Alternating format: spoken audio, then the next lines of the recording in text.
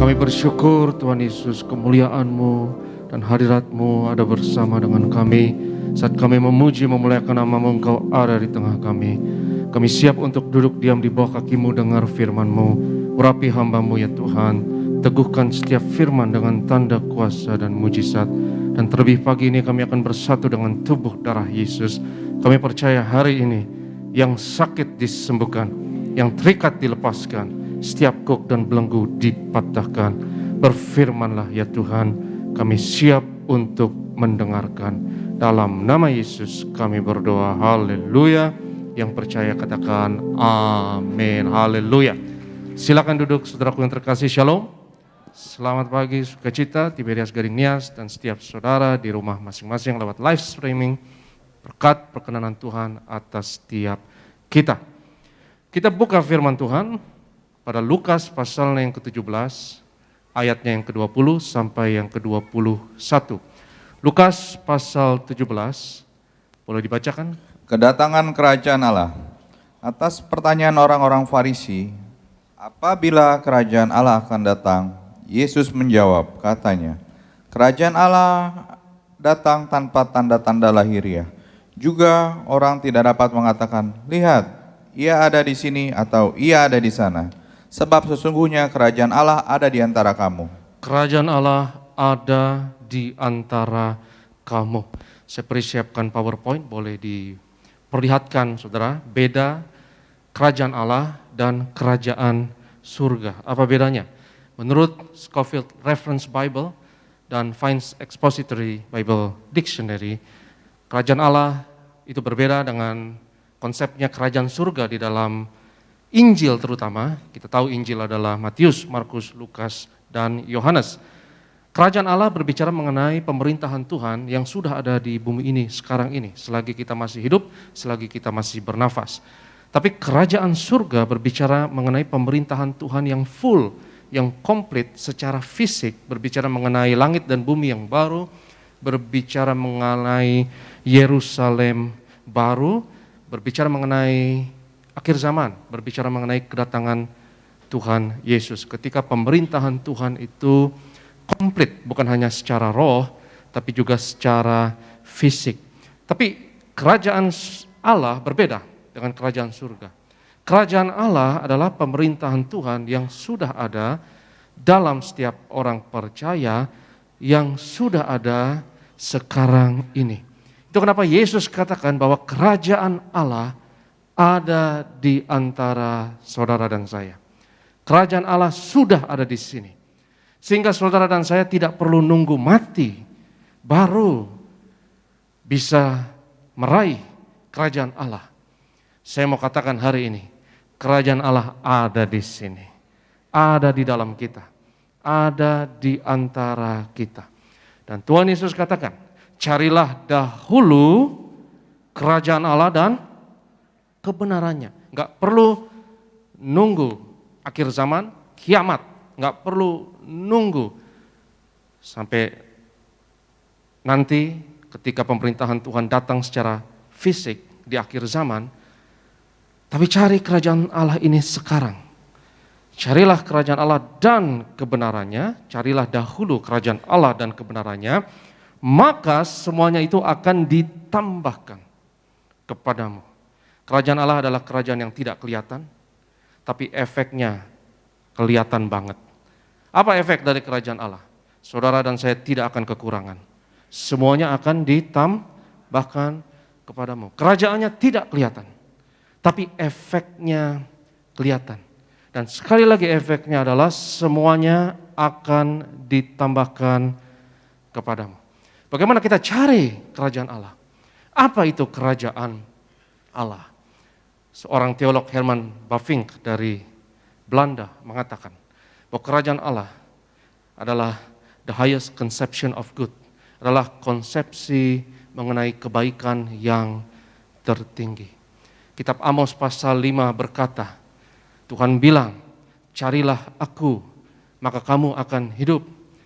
Amos pasal 5 juga berkata, carilah yang baik dan jangan yang jahat, supaya kamu hidup. Jadi saya simpulkan, kalau saudara cari yang baik, dan bukan yang jahat. Saudara cari Tuhan.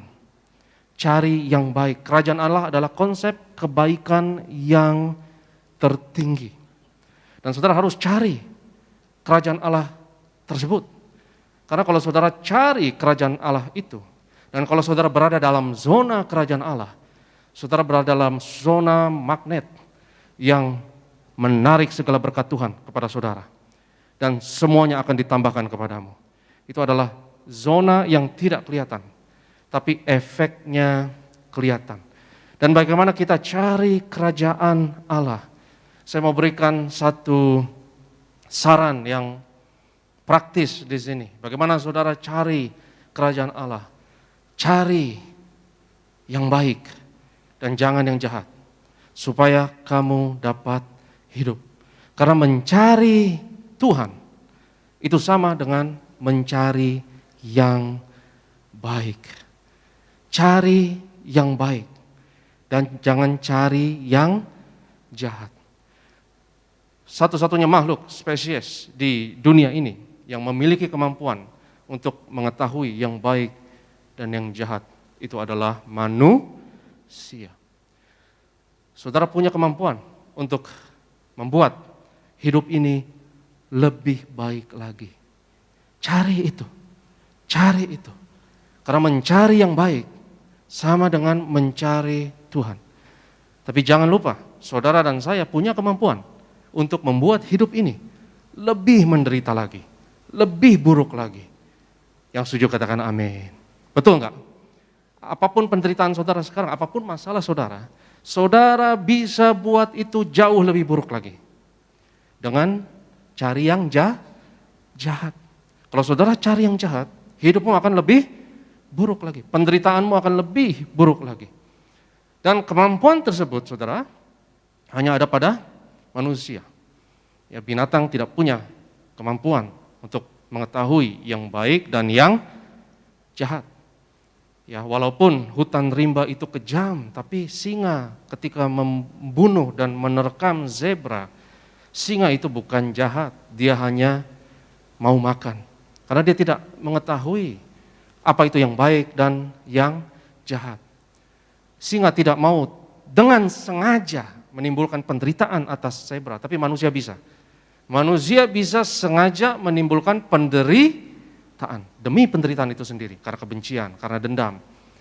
Dan dia sadar bahwa kalau dia dicubit sakit, dan kalau orang lain dicubit, orang lain juga sakit. Karena manusia punya kesadaran diri. Karena dia punya kesadaran diri, maka dia tahu yang baik dan yang jahat. Saudara dan saya punya kuasa yang luar biasa. Yang setuju katakan amin. Sadari kuasa kita besar. Jangan remehkan kuasa saudara. Kalau saudara buat jahat, hidupmu akan lebih buruk, dan dunia akan lebih buruk, dan hidup orang-orang yang saudara cintai akan lebih buruk lagi, dan kuasa itu ada pada saudara dan saya. Yang setuju katakan amin. Betul nggak? Saudara harus sadar, kita punya kuasa yang besar. Baik untuk yang baik maupun yang jahat. Kalau kita jahat, kuasanya besar, efeknya besar, efek berantainya besar. Saudara akan merugikan banyak orang dengan berbuat jahat. Bukan hanya diri sendiri, dan membuat keadaanmu jauh lebih buruk. Tapi puji Tuhan, saudara bisa membuat semuanya jauh lebih baik lagi. Kalau kita memilih untuk mencari yang baik, maka saudara jadi berkat, jadi terang. Hidupmu diberkati, dan kau jadi berkat. Kau juga buat orang lain diberkati. Dan kau membuat kontribusi yang positif, yang secara net positif bagi dunia, bagi komunitas, maupun bagi masyarakat. Kerajaan Allah, kerajaan yang tidak kelihatan, tapi efeknya kelihatan. Karena Yesus katakan dalam Matius 6:33 tersebut, carilah dahulu kerajaan Allah dan kebenarannya, maka semuanya akan ditambahkan kepadamu. Dan bagaimana semuanya ditambahkan kepada kita dan apa yang ditambahkan? Karena di ayat yang sebelumnya Yesus jelaskan apa yang ditambahkan. Jangan khawatir apa yang kamu makan, apa yang kamu minum, apa yang kamu pakai. Saudara dan saya manusia, kita punya banyak sekali kebutuhan. Tidak gampang untuk jadi manusia, saudara. Manusia makhluk yang sadar diri, tahu yang baik dan yang jahat. Dan untuk saudara bisa bertahan hidup, itu betul-betul tidak gampang. Kita secara fisik kita banyak punya kebutuhan, secara sosial kita butuh banyak kebutuhan, secara emosional kita punya banyak kebutuhan, kita butuh makan, kita butuh minum, kita butuh pakaian, kita butuh teman, kita butuh pasangan hidup, kita butuh duit juga, ya, saudara butuh hepeng juga, ya jangan munafik. Kita butuh kebutuhan-kebutuhan tersebut. Tapi Alkitab katakan, carilah yang baik dan jangan yang jahat. Dan yang baik dan yang jahat ini, saya mau katakan kepada saudara, yang baik dan yang jahat ini ditentukan dari bagaimana engkau memenuhi kebutuhan-kebutuhan tersebut. Saudara butuh makan, minum, pakai. Dan baik dan yang jahat ditentukan, sekali lagi, dari bagaimana engkau memenuhi kebutuhan-kebutuhan tersebut. Bagaimana engkau cari makan, cari minum, cari pakaian? Apakah engkau akan mencuri atau mau jujur? Apakah engkau mau bermain fair dengan orang lain? Atau engkau mau curang? Misalnya manusia butuh kebutuhan seksual, katakanlah. Tapi bagaimana caranya engkau penuhi kebutuhan tersebut? Itu yang menentukan baik atau jahat. Apakah engkau mau dengan pernikahan yang kudus? Atau dengan berzina? Atau dengan berbuat cabul? Karena dengan pernikahan yang kudus, semua orang menang. Semua orang diberkati, tidak ada yang dilukai. Tapi kalau dengan cara yang lain, pasti ada pihak yang terluka. Dan bisa panjang ceritanya. Ya, bahkan sampai tembak-tembakan kayak kasus yang nasional sekarang ini. Saudaraku, cara engkau memenuhi kebutuhanmu, baik makanan, minuman, pakaian, karir, pekerjaan, duit, dan lain sebagainya. Itu yang menentukan apakah ini baik atau jahat.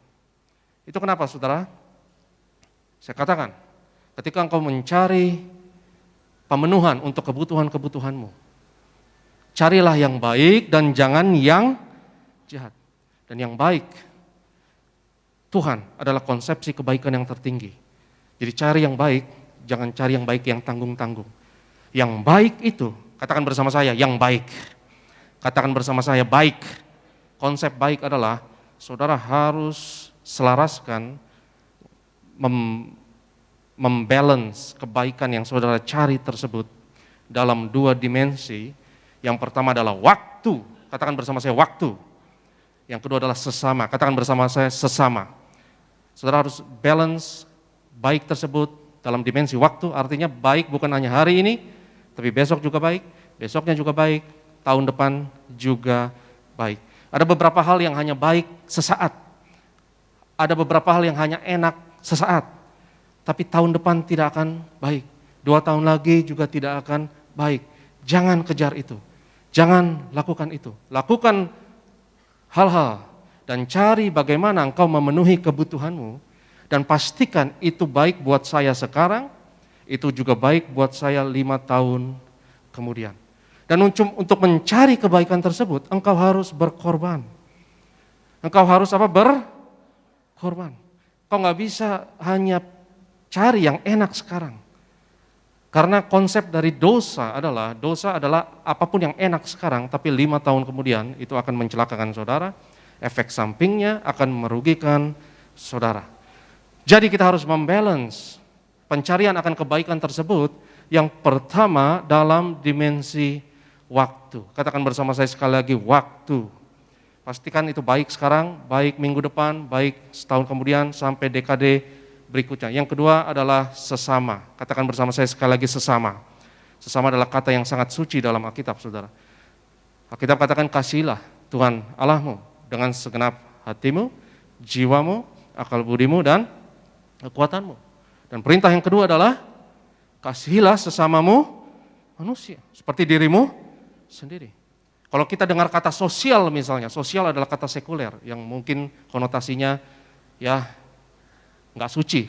Tapi saya mau katakan kepada saudara, kata sosial itu suci, karena padanannya dalam Alkitab adalah sesama. Katakan bersama saya, sesama. Jadi kita hidup dalam lingkungan sosial, dan saudara harus cari yang baik tersebut. Bukan hanya untuk saudara, tapi baik buat tetangga saudara, baik buat istri, suami, anak, baik untuk semua orang.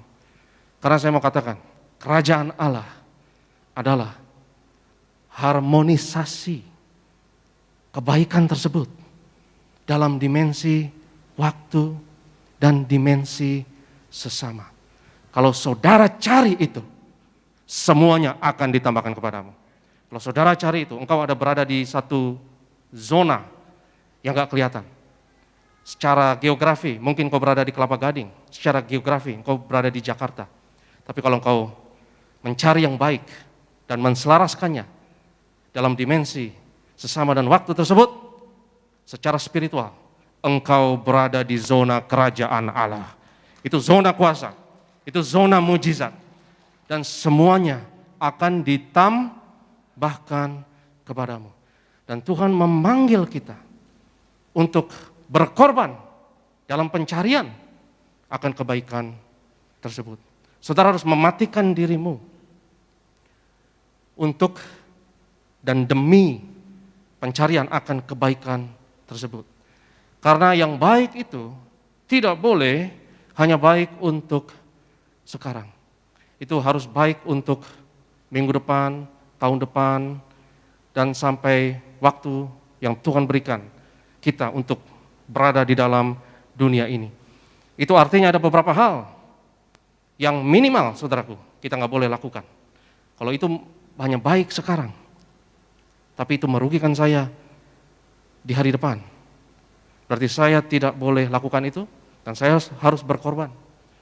Karena korban adalah negosiasi dengan masa depan. Korban adalah transaksi dengan masa depan. Dan korban adalah konsep yang sangat jenius. Dan korban adalah konsep, bukan konsep agama, bukan konsep sosial, bukan konsep politik. Korban diajarkan dalam kitab suci. Yang percaya katakan amin.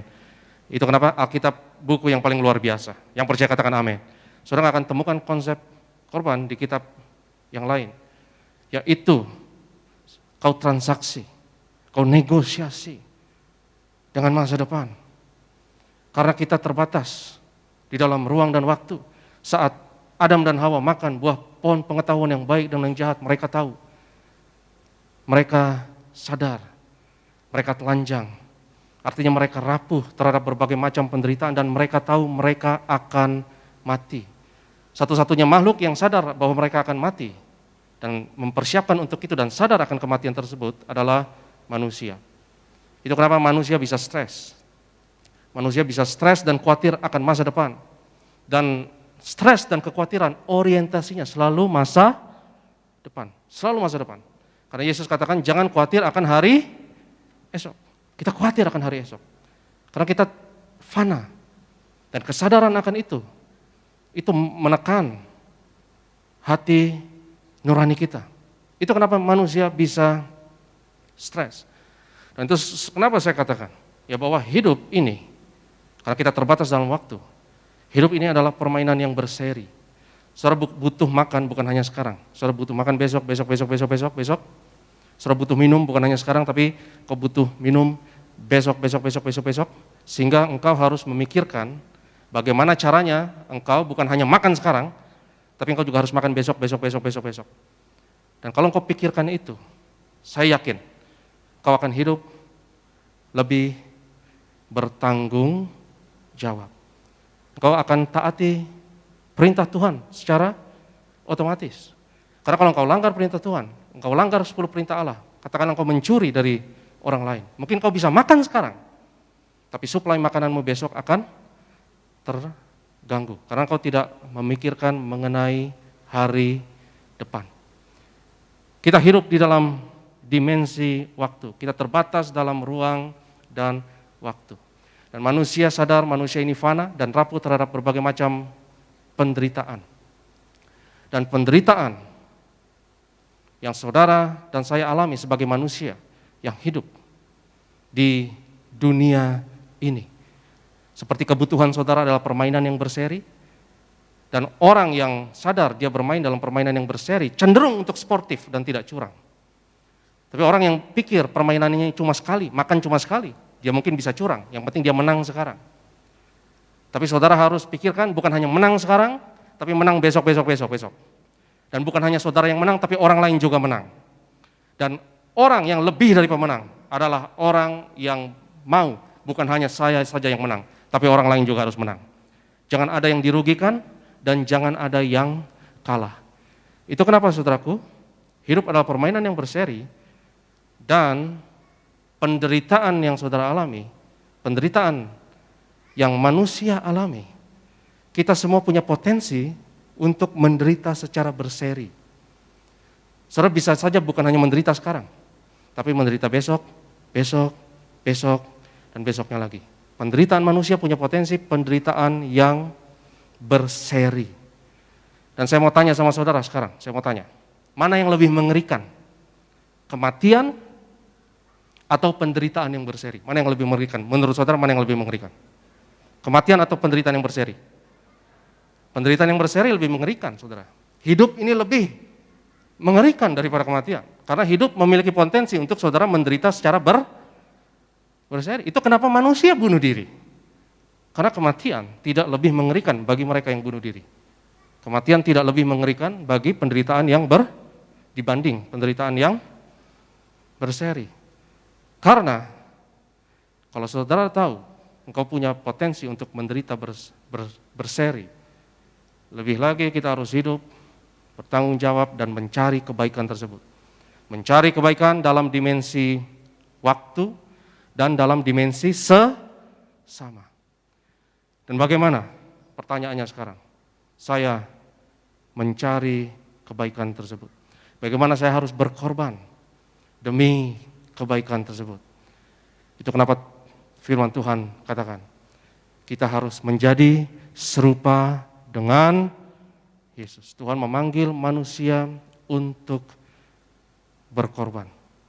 Itu kenapa saya katakan, orang yang berkorban, yang hidupnya sama seperti Yesus, mereka hidup dalam zona kerajaan Allah dan kebenarannya.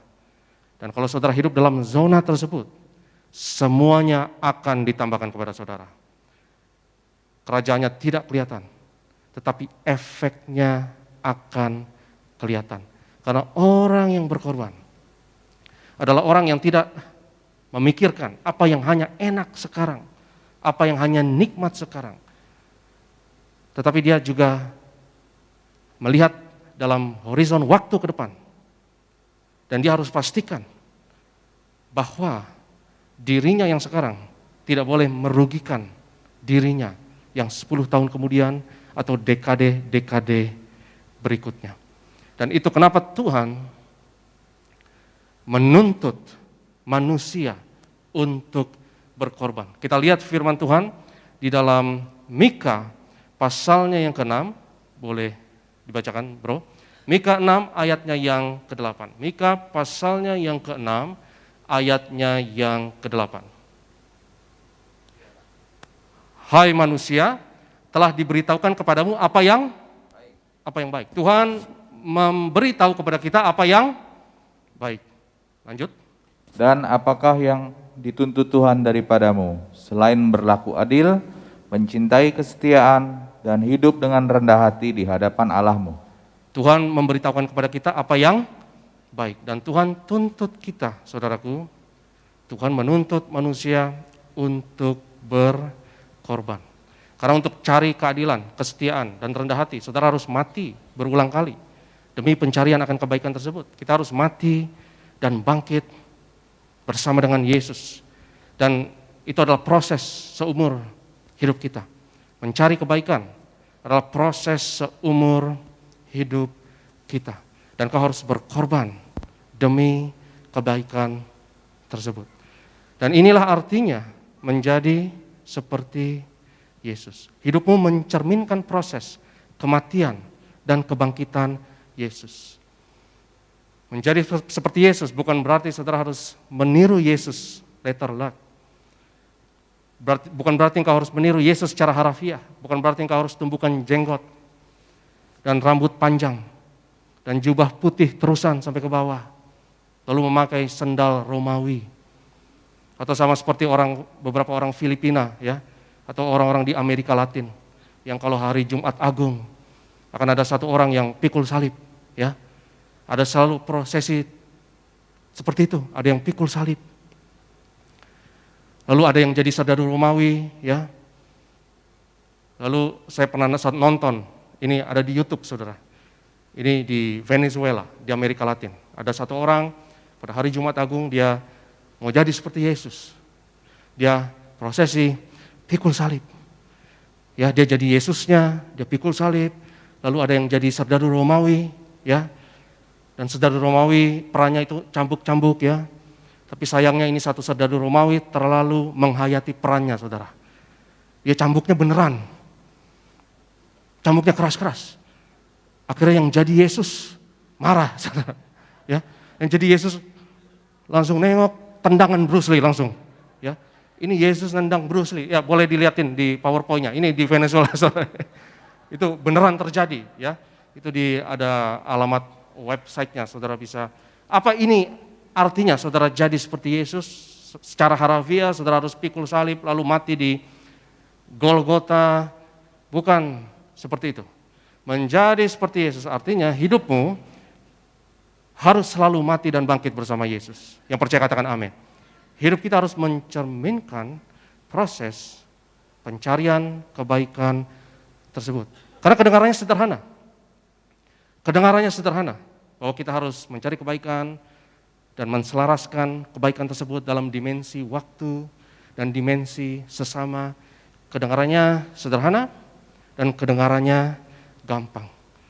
Tapi engkau harus berkorban demi pencarian kebaikan tersebut. Itu bukan hal yang mudah, tapi engkau harus berkorban. Dan korban yang Tuhan inginkan. Kita lihat Mazmur 51. Mazmur 51 ayat 18 sampai 19. Mazmur 51 ayat 18 sampai 19. Boleh dibacakan, bro. Sebab engkau tidak berkenan kepada korban sembelihan. Sekiranya aku persembahan korban bakaran, engkau tidak menyukainya. Perhatikan, engkau tidak berkenan kepada korban sembelihan. Karena korban sembelihan itu adalah ritualnya. Tapi apa esensi dari korban sembelihan? Apa esensi dari korban bakaran tersebut? Kita lihat ayat selanjutnya. Korban sembelihan kepada Allah ialah jiwa yang hancur, hati yang patah dan remuk. Tidak akan kau pandang hina, ya Allah. Karena persembahan yang Tuhan mau adalah diri saudara. Saudara harus berikan diri saudara. Itu kenapa saudara harus berkorban untuk jadi the best. Untuk jadi yang terbaik.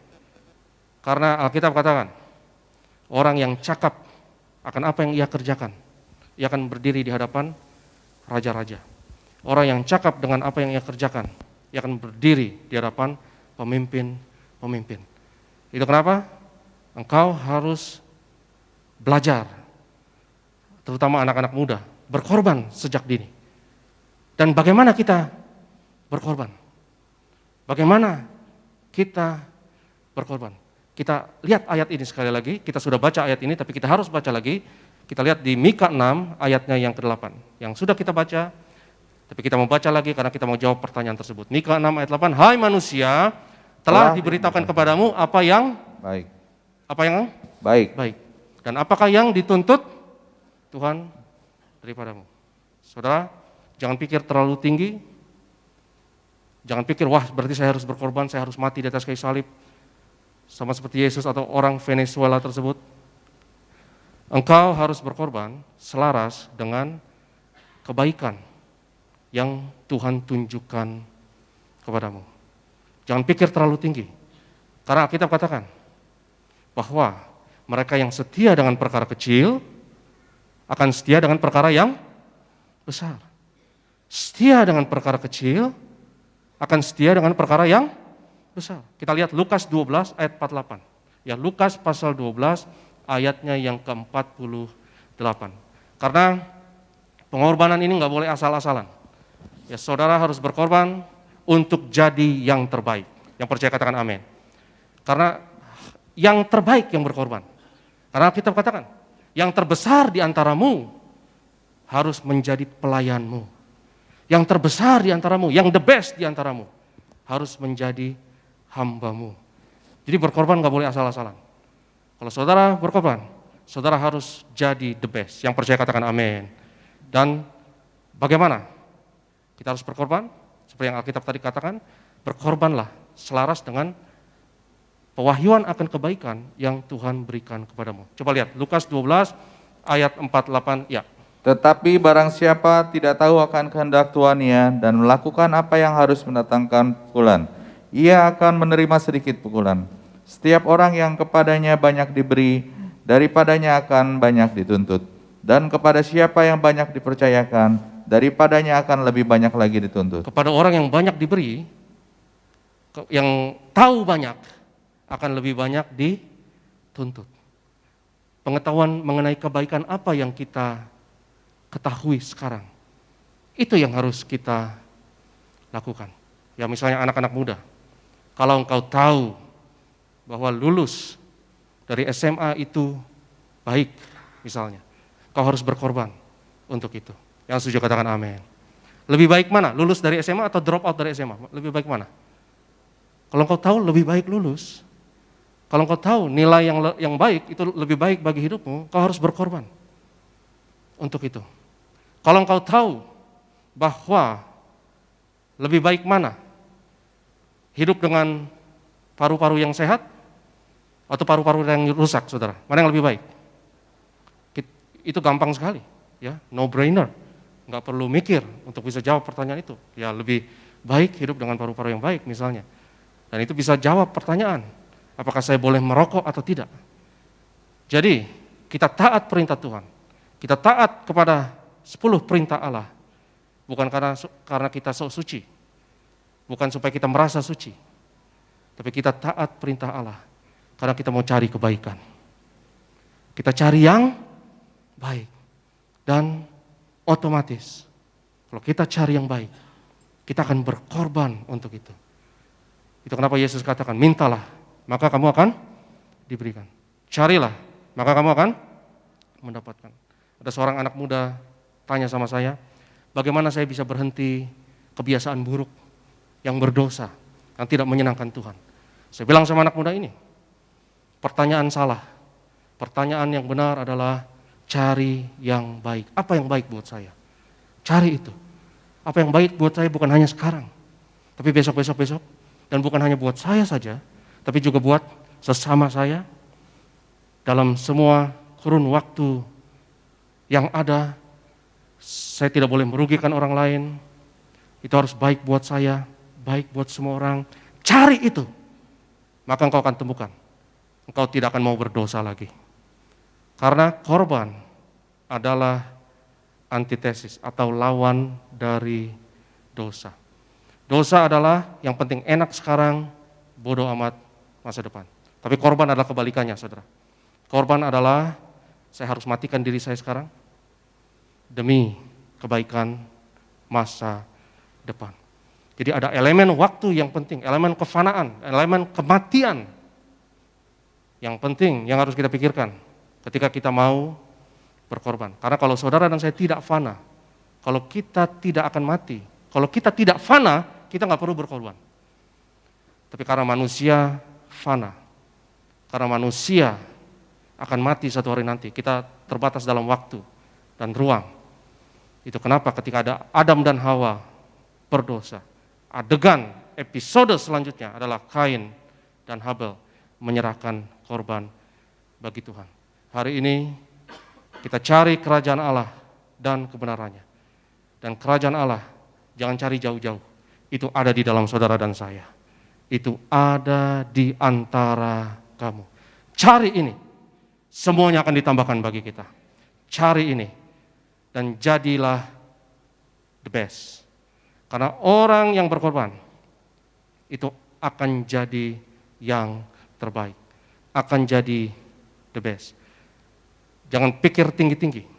Saya percaya saudara, bahwa hadiah yang terbaik yang kita bisa berikan kepada sesama kita adalah kalau saudara jadi the best. Yang setuju katakan amin. Hadiah yang terbaik itu sudah lebih dari cukup. Saudara jadi berkat bagi banyak orang. Yang percaya katakan amin. Saudara harus jadi the best. Dan saudara harus berkorban demi jadi the best tersebut. Saudara harus berkorban supaya Kristus nyata di dalammu. Dan versi terbaik dirimu adalah Kristus yang ada di dalammu. Dan hari ini kita mau imani, kerajaan Allah sudah ada di sini. Cari itu, maka semuanya akan ditambahkan kepadamu. Saya undang worship leader, saya undang imam pemusik. Kita mau sembah Tuhan sebelum kita terima tubuh dan darah Yesus. Saya undang kita semua untuk bangkit berdiri dalam hadirat Tuhan. Kita mau katakan, ku yakin Kau ada di sini. Dan kita mau imani hari ini bahwa hadirat Tuhan ada di tempat ini. Kerajaan Allah ada di sini. Ku yakin Kau hadir di sini. Ku rasakan kuasa yang tak terbatas. Ku yakin Kau ada di sini. Kemenangan terjadi di sini.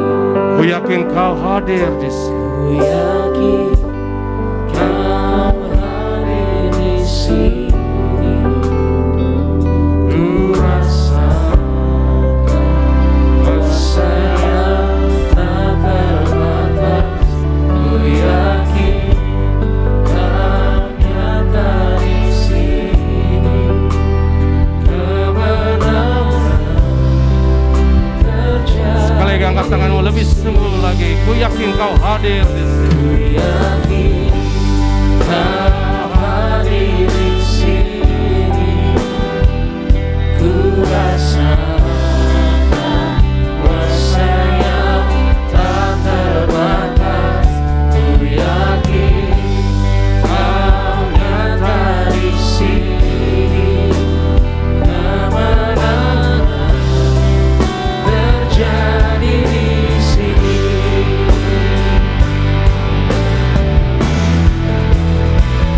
Ku yakin Kau hadir di sini. Ku rasakan kuasa yang tak terbatas. Ku yakin Kau nyata di sini.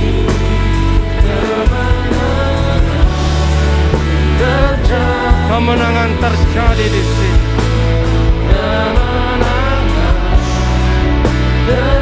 Kemenangan terjadi di sini. Kemenangan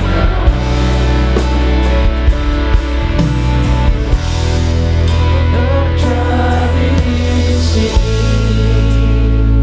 Bila musik mengiringi dengan lembut kita semua dalam hadirat Tuhan. Saudaraku, firman Tuhan katakan, carilah dahulu kerajaan Allah dan kebenarannya, maka semuanya akan ditambahkan kepadamu. Kerajaan Allah adalah harmonisasi kebaikan dalam dimensi waktu dan dimensi sesama. Tuhan mau kita lebih dari pemenang. Tuhan mau kita bukan hanya menang sekarang, tapi besok juga menang.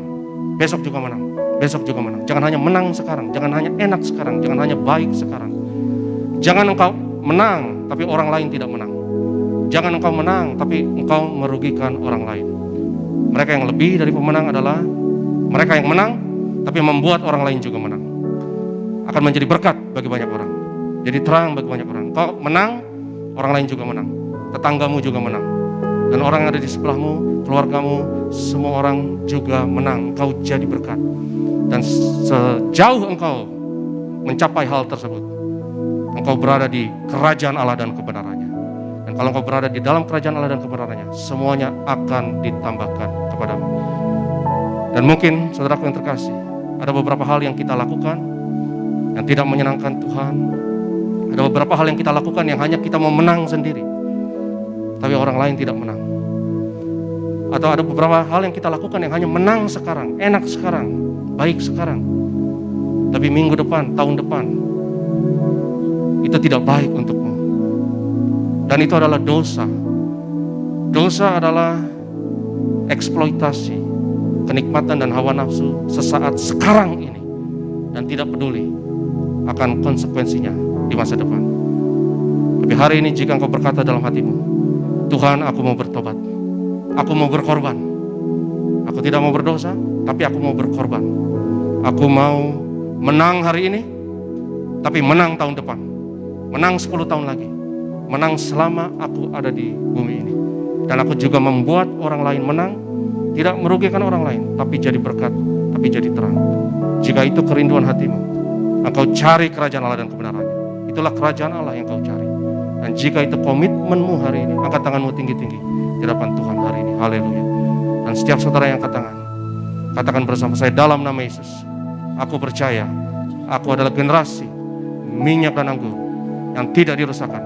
Aku lebih dari pemenang oleh Yesus yang mengasihi aku.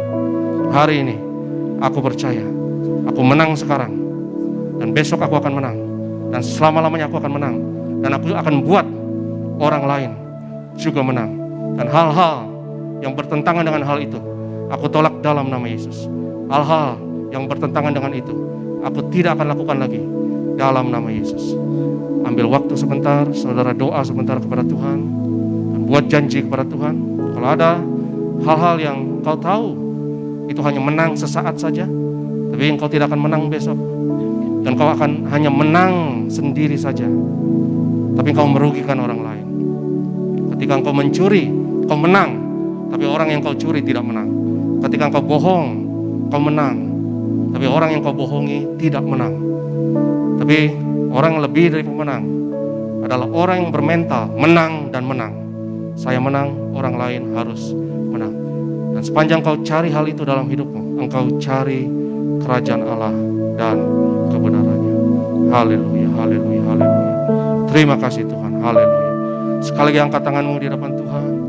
Ku yakin Kau hadir di sini, ku rasakan kuasa yang tak terbatas. Ku yakin Kau nyata di sini, kemenangan terjadi. Dengan iman nyatakan, ku yakin Kau hadir di sini. Kau hadir di sini, ku rasakan kuasa yang tak terbatas. Ku yakin Kau nyata di sini, kemenangan terjadi di sini. Kesembuhan terjadi di sini. Kelepasan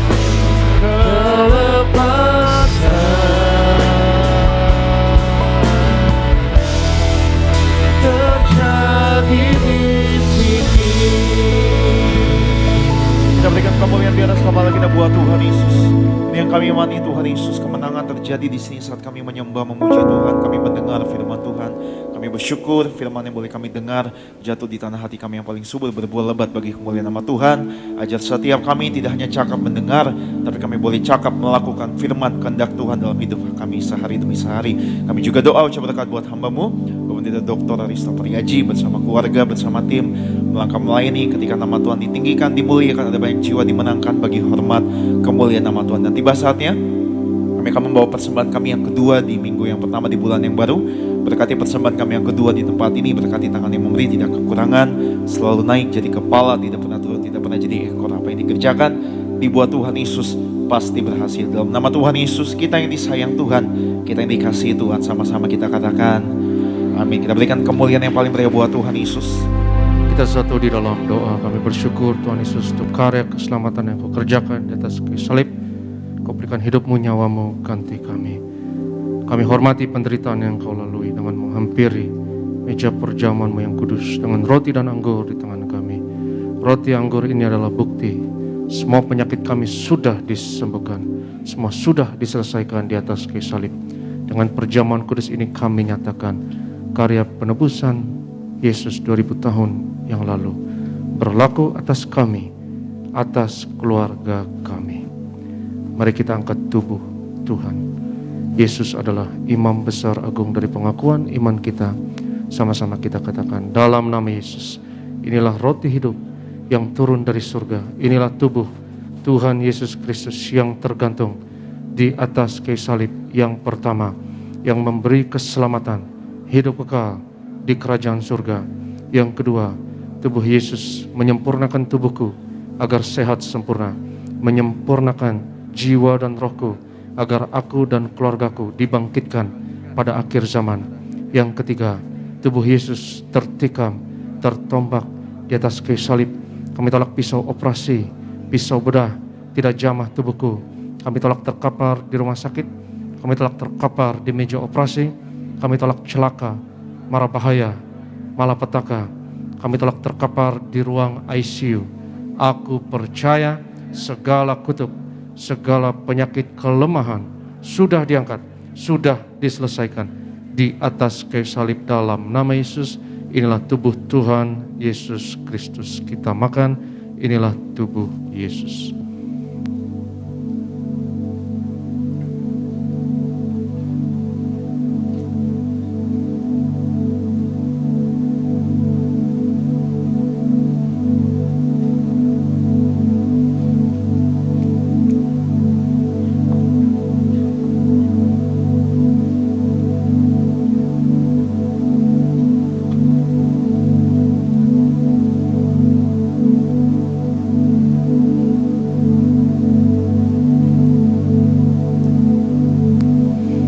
Sesudah itu Yesus mengangkat cawan, mengucap syukur atasnya, seraya berkata, ambillah dan minumlah, inilah darahku, darah perjanjian baru yang ditumpahkan untuk pengampunan dosa. Mari kita angkat cawan Tuhan. Dalam nama Yesus, inilah darah Tuhan Yesus Kristus yang tercurah di atas kayu salib sebagai perjanjian yang baru dan yang kekal. Yang pertama, yang memberi pengampunan atas segala dosa, kesalahan kami.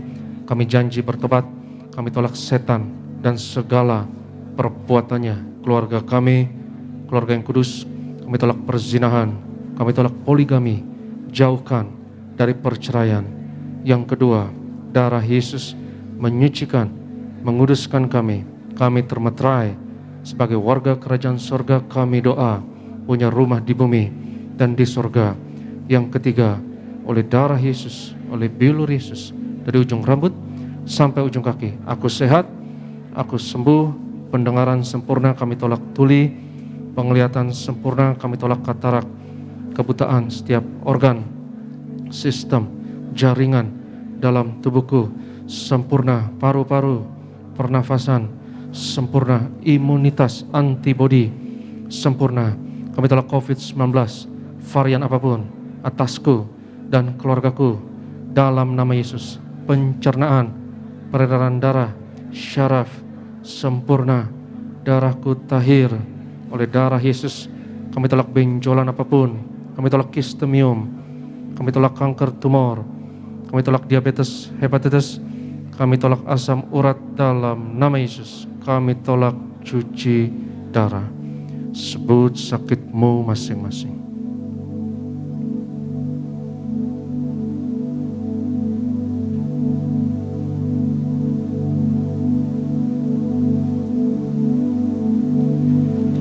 Tuhan Yesus yang mengajarkan kepada gembala sidang gereja Tiberias bahwa perjamuan kudus ini lebih dari roti mana.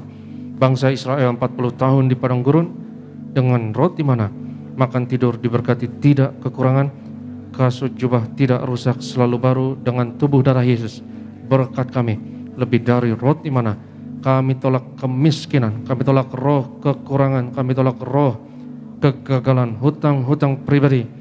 Lunas bulan ini, kami tolak kebangkrutan. Aku percaya segala kutuk, segala penyakit kemiskinan sudah diangkat, sudah diselesaikan di atas kayu salib dalam nama Yesus. Inilah darah Tuhan Yesus Kristus. Kita minum, inilah darah Yesus.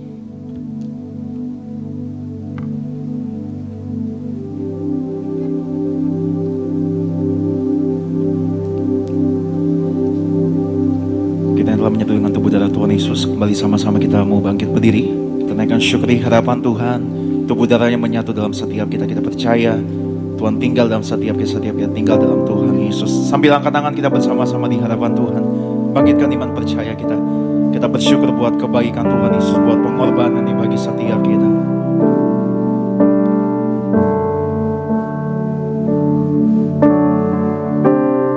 Tubuhmu Yesus menyembuhkanku, darahmu Yesus menyucikanku, ku jadi baru karena kasih-Mu.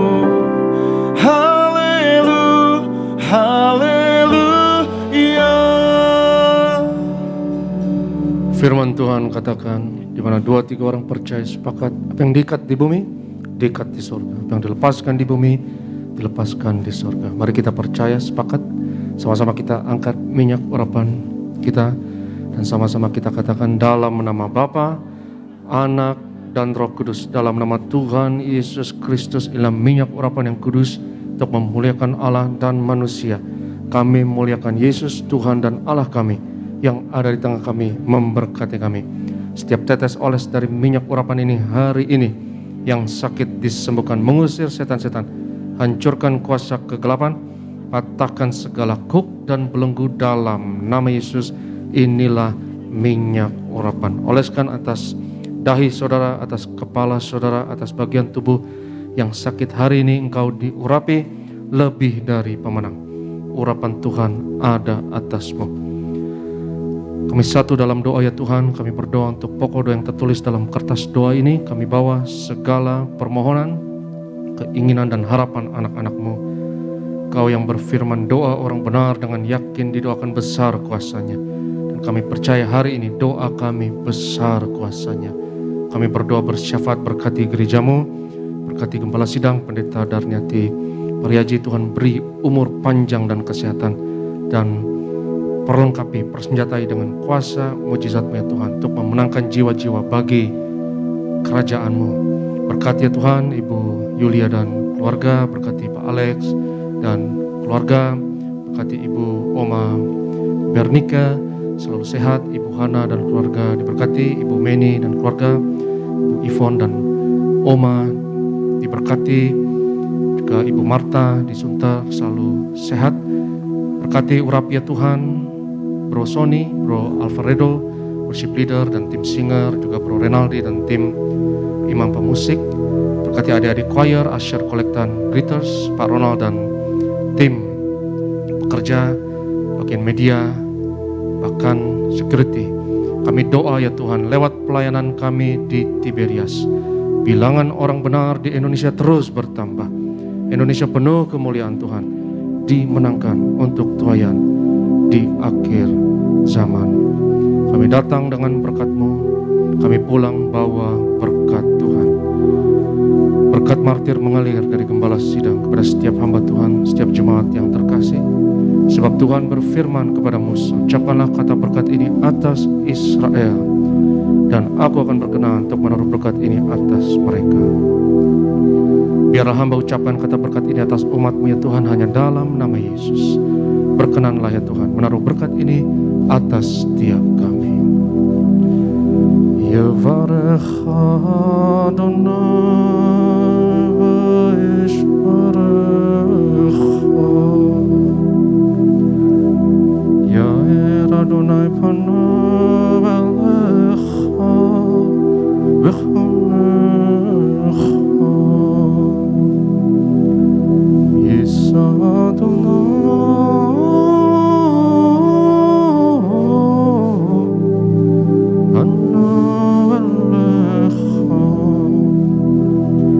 Hashem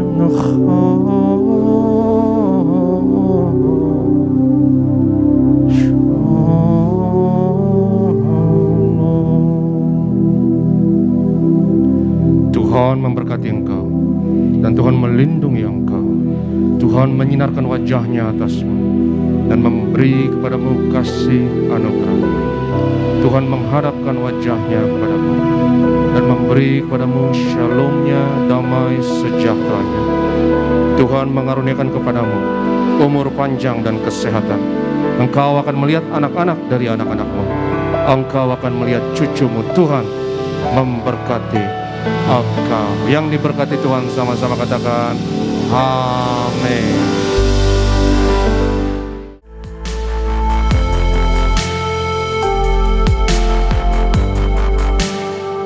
Stay tuned at Tiberias Indonesia Media.